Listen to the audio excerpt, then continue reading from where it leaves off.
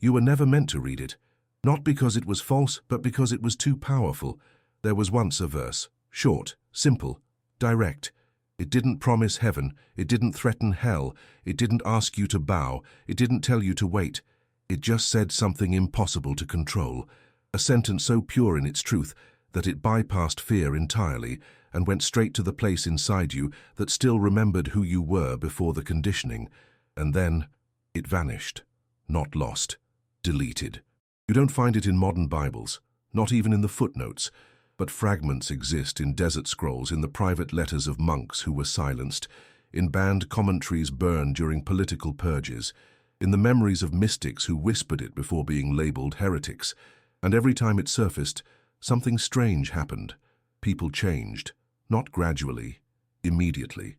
They stopped obeying for the sake of obedience. They stopped waiting for salvation. They started listening inward. They started walking differently, as if a veil had been lifted, because something in them had been unlocked. The church couldn't allow that, nor could the empire, nor the systems that grew fat on your uncertainty, because a person who knows their power can no longer be ruled by shame. A person who remembers their wholeness can no longer be sold a savior. And this verse, it did exactly that. It reminded you that there's nothing to earn, nothing to prove, nothing to chase. It said, the kingdom is not coming. It is here, it is now, it is in you. That's it, that was the threat.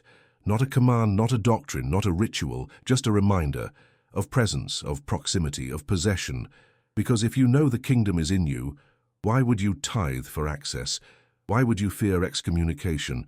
Why would you beg, perform, or shrink to be loved by a God who already lives within your breath? They couldn't allow that. So they cut it, scrubbed it, silenced it. And then they rewrote the story so you'd never even know it was missing.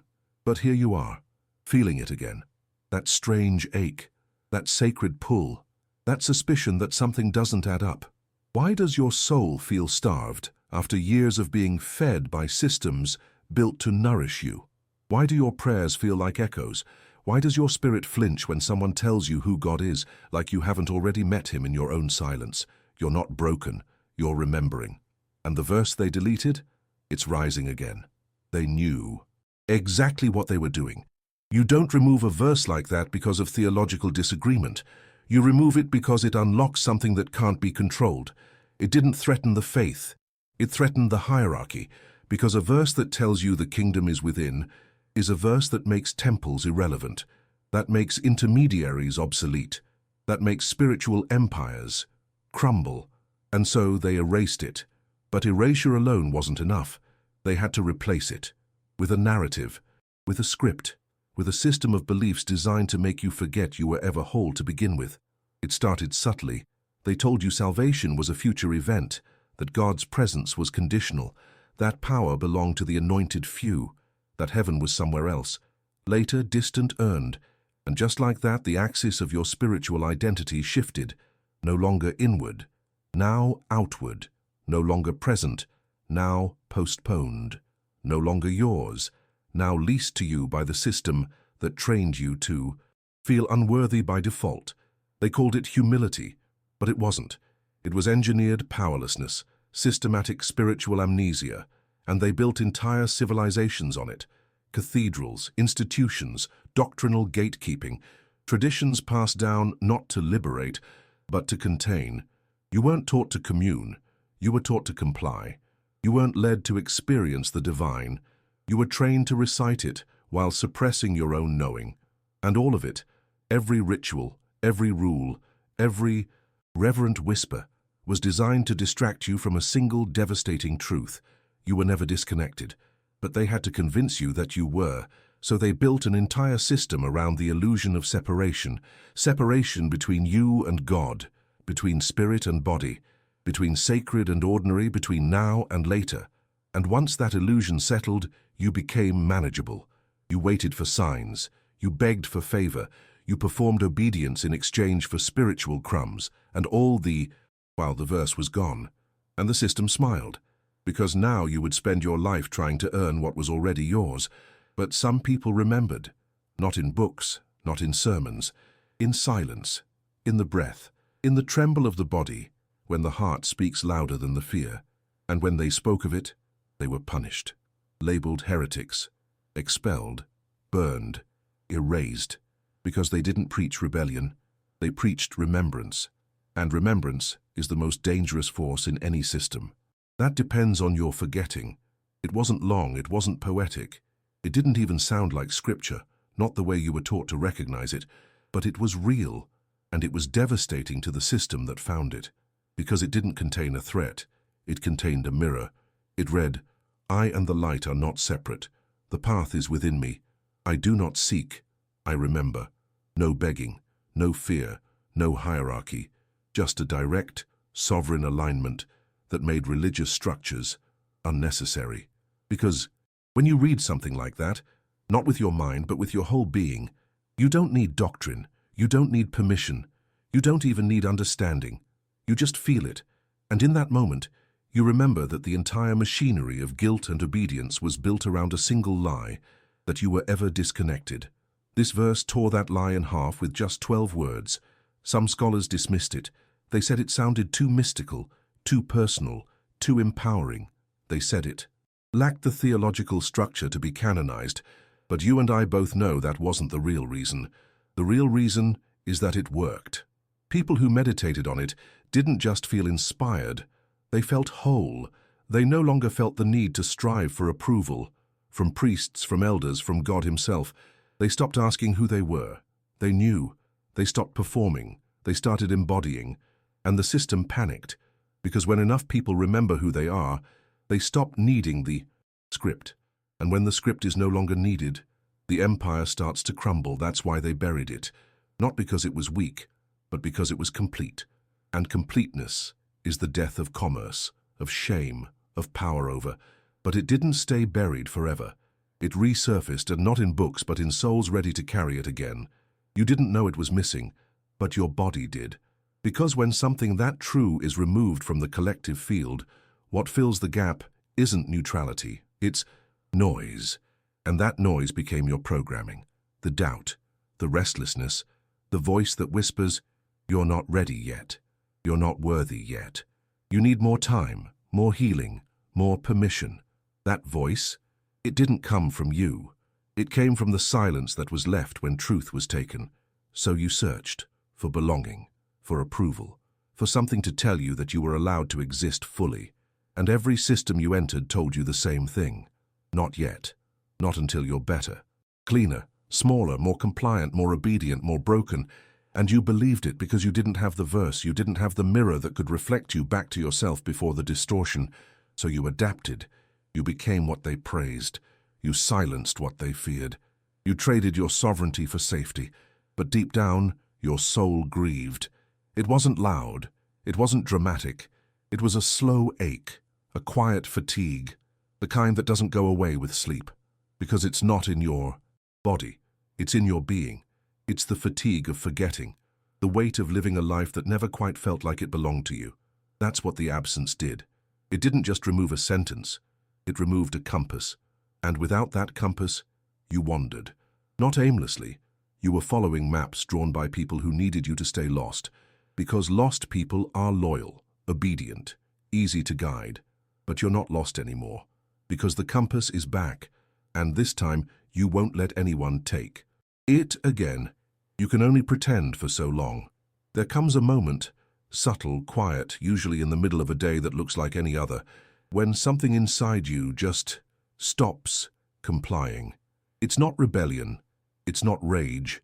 It's a pause, a break in the rhythm of performance. Suddenly the words you've been reciting don't land. The sermons you used to nod along to feel distant.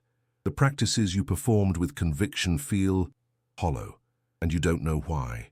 But you do know one thing. You can't go back. It's disorienting, because up until now you've defined your goodness by your ability to follow the script. You were the spiritual one, the disciplined one, the surrendered one. You did everything they said would bring peace, but peace never stayed. It flickered, fleeting, dependent on how well you performed. And when the mask starts to crack, you realize it was never peace, it was approval. And now, even approval feels like a cage, because something in you is waking up to the reality that you've built your identity on something that was never truly yours. You start noticing things. The way you shrink when people question your beliefs. The way you modify your language to stay palatable. The way you say, "I'm fine," when your soul is screaming for truth. You feel like you're betraying something, but you can't name what, until you remember you're not betraying God. You're betraying the character you were taught to play in order to access Him. And once you see that, everything begins to shift. You can only pretend for so long. There comes a moment, subtle, quiet, usually in the middle of a day that looks like any other, when something inside you just stops complying. It's not rebellion, it's not rage, it's a pause, a break in the rhythm of performance.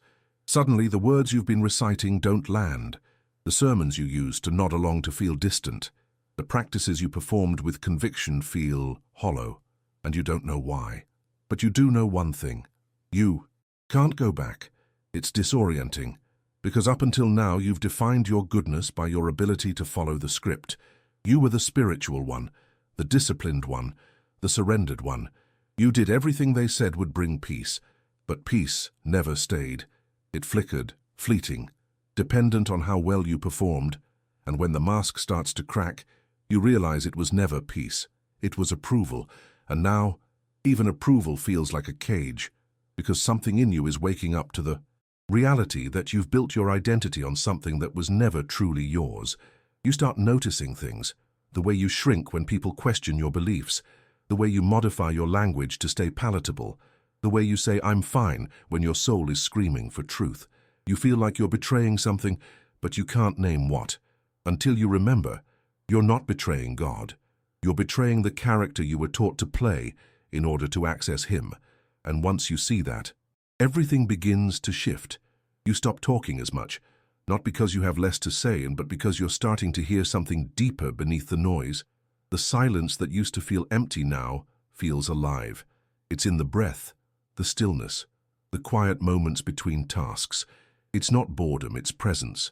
And in that presence you start to feel the pulse of something ancient, something that doesn't need words, something that doesn't need validation, something that feels like home before.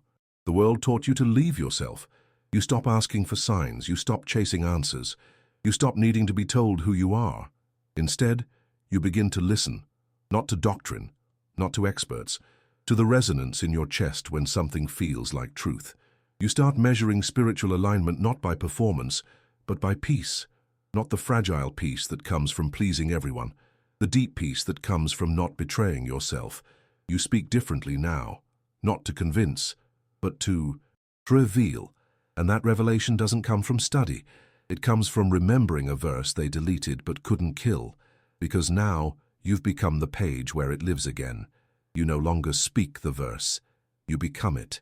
It moves through your limbs, in the way you sit straighter when someone questions your voice, in how you no longer flinch at silence, in how you no longer bend to keep the peace. This isn't rebellion, it's remembrance in motion. You carry it in your pacing, in the way you pause before reacting, in the way you let others carry their discomfort without rushing in to fix it. Because your presence has stopped being performance, it has become evidence. People feel it, they just don't have the language for it. They say, "You seem calmer. Something about you feels different. Are you okay?" But what they're sensing is the absence of apology in your energy, the absence of begging in your posture, the absence of desperation in your silence. And it unsettles them, not because you're loud, but because you're no longer available to the same emotional contracts. You're not asking to be seen anymore. You've remembered that you already are. And that kind of self-containment is magnetic and threatening. You begin to notice that the world still runs on people forgetting their worth, that systems, relationships, institutions, they all function best when people don't believe they are enough. So now that you do, you're disruptive. Even without speaking, you're disruptive. Because you're proof that peace doesn't come from compliance, it comes from alignment. You're not here to agree anymore. You're here to resonate, and resonance can't be negotiated. So you stop explaining, you stop diluting, you stop waiting for permission to exist at your natural frequency. You're not above anyone, but you're no longer beneath anything. Not doctrine, not hierarchy, not opinion. You are finally here, not as a student, not as a sinner, not as someone in process, but as someone who carries the verse not in your mouth, but in your blood. And when your blood remembers, there's no going back. The system notices. It always does. Not officially, not with announcements, but in how it begins to treat you. You start being questioned more, side-eyed, subtly excluded. People say things like, "You've changed. You're not as passionate anymore. You've become cold." But what they really mean is, you no longer need us to feel whole. We don't know how to control you. Now, you stopped playing the game because they trained you to depend on the system for identity, and now that you don't, you're unpredictable, and unpredictable people are inconvenient. So the system will try to recapture you through guilt, through spiritual gaslighting, through nostalgia. It will say, "Remember who you used to be. Don't throw it all away. What if you're wrong?" But you're not afraid of being wrong anymore. You're afraid of going back to sleep. And that fear is holy, because it means you're finally awake. You begin to understand why the verse was deleted, not just because it gave you power, but because it made you immune. Immune to shame, to pressure, to hierarchy, because a person who knows their worth doesn't obey for validation, doesn't follow to be safe, doesn't apologize for their light. The system needs people who feel small, who feel guilty, who feel unready. The verse destroys all of that with a single remembering. The light is not ahead. It is here. You are not becoming, you already are. And the moment that lands, not in theory but in your body, you exit the loop, not angrily, not dramatically, quietly, like slipping out the side door of a play you no longer wish to act in. And outside that door, but there's no crowd, no applause, no map, just your breath, your spine, your knowing, and the faint whisper of the verse in the background of your soul, saying, "Welcome back. You were never lost. They just needed you to believe you were." The system is resilient. It doesn't need to win loudly. It only needs to make you doubt quietly. So when it realizes it can't make you obey, it shifts its strategy. It whispers, not from pulpits, from memories, from people you once trusted, from the faces of those you used to admire. You'll hear it in their words, "Don't become prideful. You're slipping away from the truth. The heart is deceitful." But what they're really saying is, "You're no longer following our version of truth. We don't know what to do with your freedom. We liked you better when you were easier to manage." You start to feel it, the tension in rooms that used to feel warm, the subtle exclusion, the conversations that end when you enter, the prayers they offer on your behalf, as if wholeness is a disease to be cured by control. You're not being attacked, you're being contained. And it hurts, because you still love them, but you no longer need them to define you. And that, more than anything, shakes the system. Because systems aren't threatened by enemies. They're threatened by people who stop needing to belong. You realize something critical. The most effective form of control was never the rule book. It was the fear of exile. And now that you're no longer afraid of being alone, you're untouchable. But that doesn't mean you don't feel the ache. You do. You grieve the old connections, the shared language, the familiar patterns, but you don't grieve the performance. You don't miss begging for crumbs. You don't miss shrinking for approval. You don't miss pretending. You're not walking away from faith. You're walking away from the character you were scripted to play inside it. And that difference is everything. Now you speak less, but everything you say vibrates louder. You no longer debate your path. You no longer rush to explain yourself. You no longer overstay in rooms just to avoid discomfort. Your boundaries have become an invisible shield, not because you've hardened, but because you've harmonized. You no longer bend to meet people in places you had to abandon yourself to enter, and when they ask why you're distant, you don't defend, you don't plead, you just exist. And in that existence, there is more truth than any sermon they ever shouted. Your silence is not emptiness, it's integration. It's the sound of a soul no longer rehearsing. You're not performing peace. You're anchored in it. And when people sense that, they get confused. Because most people speak from hunger. You speak from remembrance. That's what the verse gave you. Not arguments, not certainty, not power to use against others, but a rhythm, a way of standing, a way of sitting, a way of responding that makes people feel like you're hearing something they can't yet access. And you are. You're hearing the voice beneath the noise, the breath beneath the words, the light that doesn't flicker because it's no longer for sale. And maybe you don't have a plan, maybe you don't have a destination, but you're not lost. You're returned to your own feet, to your own pulse, to a kind of clarity that can't be borrowed or taught. And that is why the system trembles. Because a person like that can't be led by fear anymore. They can only be followed by those ready to remember. You didn't discover anything new, you remembered. And that remembrance didn't come from a teacher, not from a doctrine, not from a title or a ritual. It came from silence, from stillness, from the space where all noise fell away and the truth had room to echo. That's what they feared. Not your rebellion, not your questions. They feared your stillness, because in stillness you stop reacting, you stop performing, you stop buying what they're selling. And in that moment, you become untouchable. You begin to see everything differently. Not cynically, but clearly. The rituals that once felt sacred now feel theatrical. The voices that once felt authoritative now sound rehearsed. The urgency to prove, to please to be chosen, evaporates because you realize you were never unchosen. You were just convinced to doubt your own belonging. You weren't lost. You were buried, under doctrine, under shame, under the exhausting weight of trying to earn what was always inside you. And now that you've uncovered it, you don't seek it in others. You recognize it in yourself. And that recognition changes everything. You stop trying to be light. You realize you are light. Not because you're perfect, not because you've ascended, but because you finally stopped dimming. Your breath is brighter, your posture is stronger, your decisions are quieter, but they carry more weight.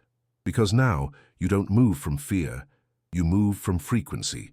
And that frequency is not for everyone. But it's not supposed to be. You're not here to be consumed. You're here to resonate, to live the verse they tried to erase as if it was written in your own blood. Because it was. Now you carry the verse, not as text, but as template. You are the new scripture, not written in ink, but in energy. Every time you say no to guilt, you write a line. Every time you protect your peace, you add a stanza. Every time you stay silent instead of defending, you punctuate the truth with presence. You are not a follower. You are a continuation. And your life, lived in full alignment, becomes the one thing the system can't suppress. A quiet, radiant, unapologetic mirror that reflects God back to the people who forgot how to look inward. So now I ask you, what part of the script are you done reading?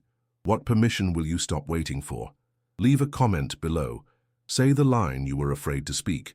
Say the truth you've been rehearsing in secret. Or simply write, I remember, because your voice matters, not just for you, but for someone else who needs to see they're not alone in their remembering. Like this video if it reminded you of something you didn't know you still carried. Subscribe if you're done performing. And ready to live from the breath you forgot was holy. Share this with someone who's starting to wake up, who doesn't need more doctrine, they need resonance. This isn't a movement, it's a return. And you, just by watching until the end, proved that the verse isn't dead. It's alive. And it's you.